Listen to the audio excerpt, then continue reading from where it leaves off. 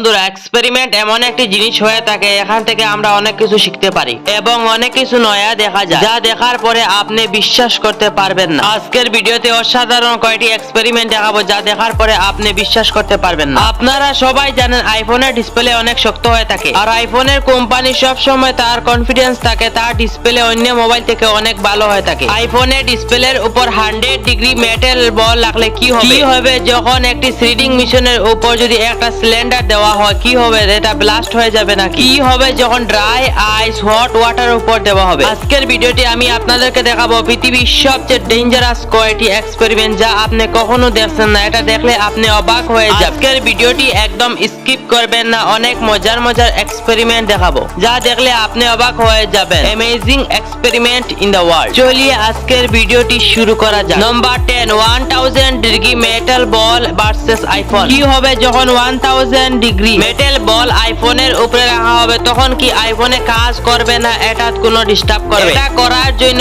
প্রথমে একটি মেটাল বল ভালো করে হিট দেওয়া হয় 1000 ডিগ্রি দিয়ে। তারপরে এটা কমপ্লিট হওয়ার পরে তারপরে একটি বালা আইফোন এনে সবকিছু এখানে কাজ করে আইফোনের, তার উপরে এটার উপর রাখা হয় 1000 ডিগ্রি মেটাল বল। তার কিছু সময় পরে আইফোনের উপরে কিছু হয় না, তার কিছু সময় পরে আইফোনের তরে একটা ব্ল্যাক স্পট পড়ে, তারপরে এটা আস্তে আস্তে জ্বলতে থাকে। তারপরে এটা কি হয় দেখেন আপনি মোবাইল। এটা কিছু সময় পরে একদম শেষ হয়ে যায়, এখান থেকে ধোঁয়া বের হওয়া শুরু হয়। এই মেটাল বলের কাছে আইফোনের ডিসপ্লে কিছু না, তারপরে এই আইফোনের ডিসপ্লেটি একদম শেষ হয়ে যায়। আপনি স্ক্রিনে যেভাবে দেখছেন ওই রকম এই মেটাল বলে আইফোনের ডিসপ্লেটি একদম নষ্ট করে দিয়ে। এরপরে হলো কালারফুল রে। এই এক্সপেরিমেন্টটি করার জন্য প্রথমে একটি গ্লাসে অয়েল নিয়ে তারপরে এখানে 3-4 জাত কালার দেওয়ার পরে ভালো করে মিক্স করে দিবেন। এইগুলা ভালো করে মিক্স করার পরে তারপরে অন্য একটি গ্লাসে জল নিয়ে তারপরে এটা ওইগুলো ডালার পরে দেখবেন কিভাবে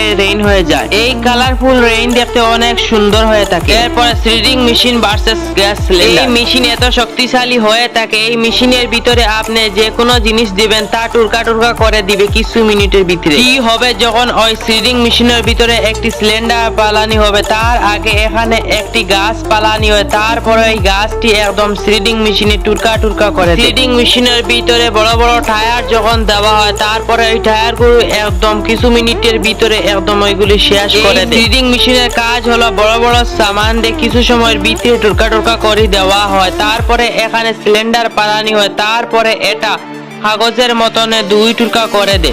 আজকের ভিডিওটি অতক্ষণ পর্যন্ত ভালো লাগলে লাইক করে চ্যানেলটি সাবস্ক্রাইব করে যাবেন। ওইরকম মজার ভিডিও পাবেন এই চ্যানেলে।